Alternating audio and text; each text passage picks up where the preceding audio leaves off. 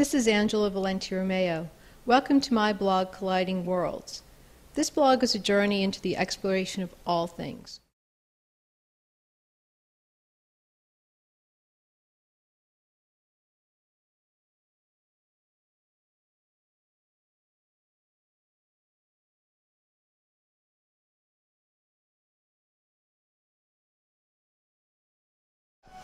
Hi, this is Angela Valente Romeo again.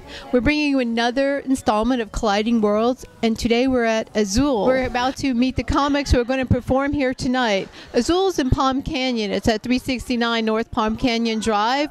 They have 3 outstanding comics, and we're going to have a chance to speak to all of them. So hang with us, and you're going to see why comedy is art and art is comedy. We're having our glam shot now. That is a glam shot. Wait. Oh, now it's better. You got it? Got it. I'm here with Tammy Jo Dearen, and Tammy Jo is going to be headlining tonight at Azul. Is this your first time here? No, I was here 3 times last year, so it's my first time here this year in 2011. But I'm here, guys. Come and see us.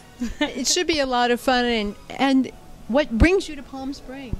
The comedy. Actually, I want to retire here. I think Palm Springs is like the best city on the planet. I'm serious. I love the desert. If they had water here, it'd be better, but there's no lake. No. Just springs. This is my beach house.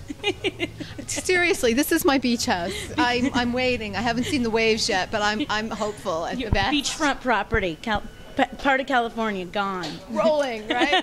Tsunami. No, we don't want to talk about that. How did you get started in this? Because this is a tough field for anybody, especially a woman. I don't think I had a choice. I started in the early 90s and quit for 14 years, and it was always like haunting me in my back, like that inner voice saying, you know, you got to do this, you got to do this, you got to do this, and bring the joy that I feel inside to other people. So that's, you know, embracing the journey of life. It's like, that's my journey. That's my message.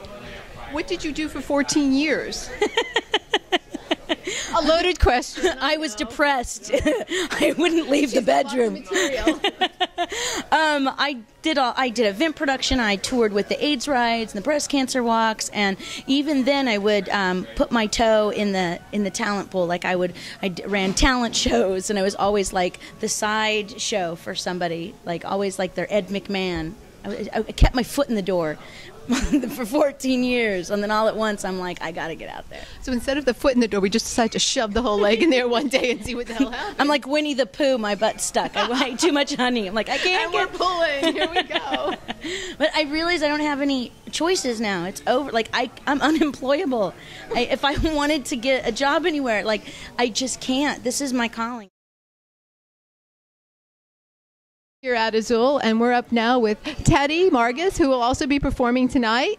And we just heard his theme song, the Margarita Blender. Ooh, loving that. Margarita's here at Azul. Have you been to Palm Springs before? I have. I've actually performed here.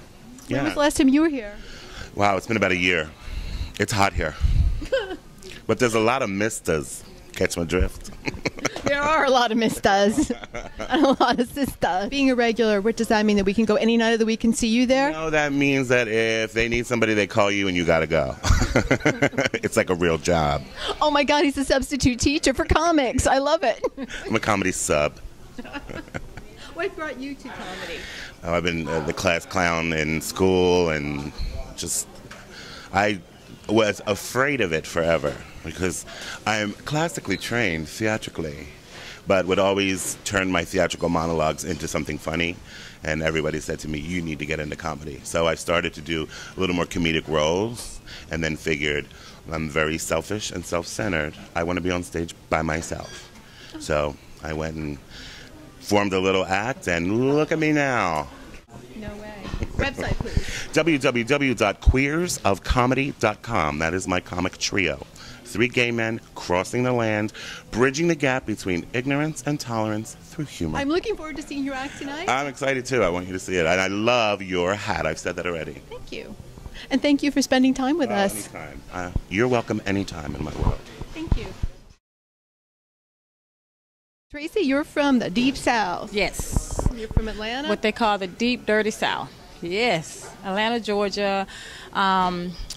I want to say born and raised, but I don't think I was born there. I think I was born in Maryland. And then I gotta say think, because a lot of stuff took place around that time. But anyway, yeah, I was born and raised in Atlanta, Georgia, and went to school, high school, college, and then I came out to LA when I was 30. So imagine the culture shock. Imagine.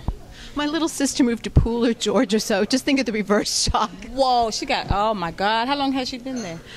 Long enough that her kids are the only ones that don't share genetic material with their cousins. Oh my, That's amazing. Yeah, exactly. And when I came out here, the big thing was I didn't know what stereotypes. I was like, what? Asians can't drive? Wait, who said that? What's going on?